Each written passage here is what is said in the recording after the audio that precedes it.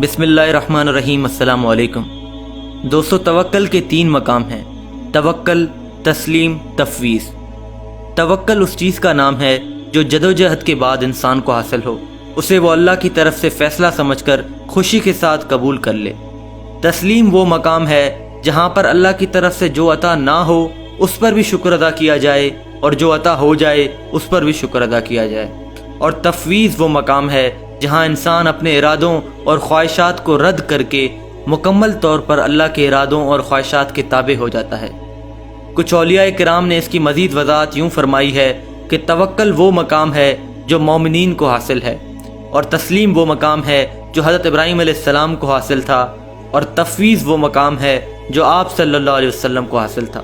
اس کی وجہ یہ پیش کی جاتی ہے کہ مومن اللہ کے فیصلوں کو بڑی خوشی سے تسلیم کرتا ہے، وہ محنت کرتا ہے، اور اس کے بعد جو کچھ بھی اللہ کی طرف سے عطا ہوتا ہے وہ اسے برضا و رغبت تسلیم کرتا ہے اور اس پر رنجیدہ نہیں ہوتا۔ حضرت ابراہیم علیہ السلام کو صاحب تسلیم اس لیے کہا جاتا ہے کہ ایک مقام پر آ کر حضرت ابراہیم علیہ السلام سوائے رب تعالیٰ کے کسی کو نہیں پہچانتے تھے، حتیٰ کہ جب جبرائیل علیہ السلام تشریف لائے تو حضرت ابراہیم علیہ السلام نے ان کی طرف آنکھ اٹھا کر بھی نہیں دیکھا اور فرمایا کہ میں تو صرف اپنے رب کو جانتا ہوں۔ یہ مقام تسلیم ہے۔ اور چونکہ آپ صلی اللہ علیہ وسلم کی زبان سے نکلا ہوا ہر لفظ اور آپ صلی اللہ علیہ وسلم سے سرزد ہونے والا ہر فعل من جانب اللہ تھا، اس نسبت سے آپ صلی اللہ علیہ وسلم کو صاحب تفویض کہا جاتا ہے۔ حدیث میں آتا ہے کہ آپ صلی اللہ علیہ وسلم نے فرمایا کہ مجھے دکھایا گیا کہ میری امت اس کثرت سے ہو گئی ہے کہ تمام زمین اور پہاڑ میری امت سے بھرے پڑے ہیں۔ رب تعالیٰ نے پوچھا کہ اس کثرت سے تم خوش ہو؟ تو آپ صلی اللہ علیہ وسلم نے عرض کیا کہ ہاں، میں خوش ہوں۔ اسی ہجوم میں اللہ تعالیٰ نے آپ صلی اللہ علیہ وسلم کو 60-70 ہزار پر مشتمل ایک گروہ دکھایا، اور آپ صلی اللہ علیہ وسلم کو بتایا گیا کہ یہ وہ گروہ ہے جو سیدھا جنت میں جائے گا۔ یہ آپ صلی اللہ علیہ وسلم کی امت کے وہ لوگ ہیں جو نہ تو تعویذ کراتے تھے، نہ جادو منتر، اور نہ ہی کسی شخص سے کوئی امید رکھتے تھے، بلکہ یہ لوگ صرف اللہ پر توکل کرتے تھے۔ اسی وجہ سے ان کو سیدھا جنت میں داخل کر دیا جائے گا۔ دوستو، ایک طرف یہ لوگ ہیں اور دوسری طرف ہم لوگ ہیں جو اپنی خواہشات پوری نہ ہونے پر بے چین ہو جاتے ہیں، کبھی تعویذ تو کبھی جادو کرنے والوں اور کبھی دعا کرنے والوں کے پاس جاتے ہیں تاکہ ہماری آرزویں پوری ہو جائیں۔ اگر ہم اپنے اندر یہ یقین پیدا کر لیں کہ رب تعالیٰ ہماری والدہ سے 70 گنا زیادہ ہم سے محبت کرتا ہے، وہ شہرک سے بھی زیادہ ہمارے قریب ہے، اور وہ سب سے بڑھ کر سخی ہے، تو پھر ہمیں کسی تعویذ، جادو اور دعا کرنے والے کے پاس جانے کی ضرورت نہیں پڑے گی، کیونکہ پھر یہ یقین پیدا ہو چکا ہوگا کہ میرا رب سب سے بڑا رحیم ہے اور سب سے زیادہ بہتر پالنے والا ہے، اور اس سے بڑھ کر وعدے کا پابند اور سچا بھی کوئی نہیں، تو وہ کیسے میرا خیال نہیں رکھے گا۔ جب یہ یقین پیدا ہو جاتا ہے تو پھر اللہ کی طرف سے جو بھی مل رہا ہوتا ہے ہم اس کو اپنے لیے بہتر سمجھنے لگتے ہیں۔ پھر اگر آدمی باوجود کوشش کے کوئی کام نہ کر پا رہا ہو تو سمجھ لیتا ہے کہ اسی میں میری بہتری ہے۔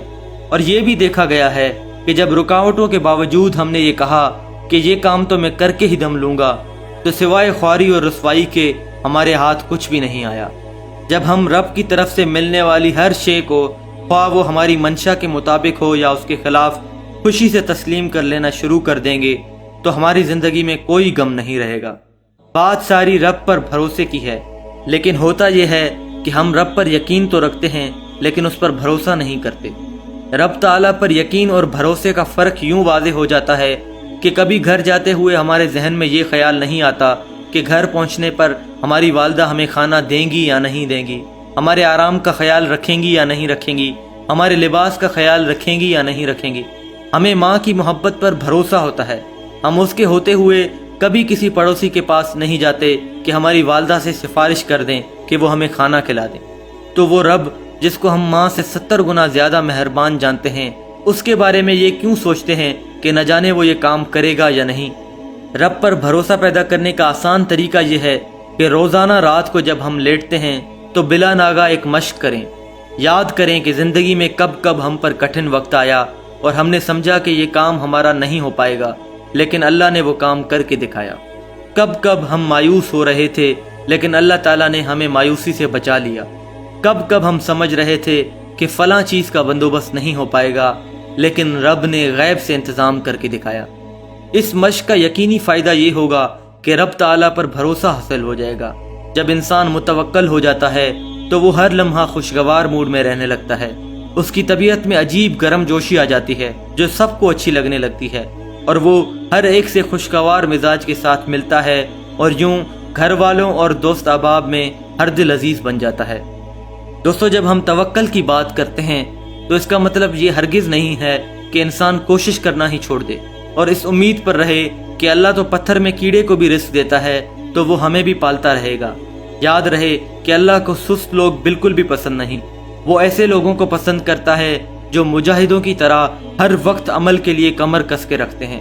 یہ عالم اسباب ہے اور جہاں ہر شے کا سبب ہے، حتیٰ کہ موت کا بھی سبب ہے۔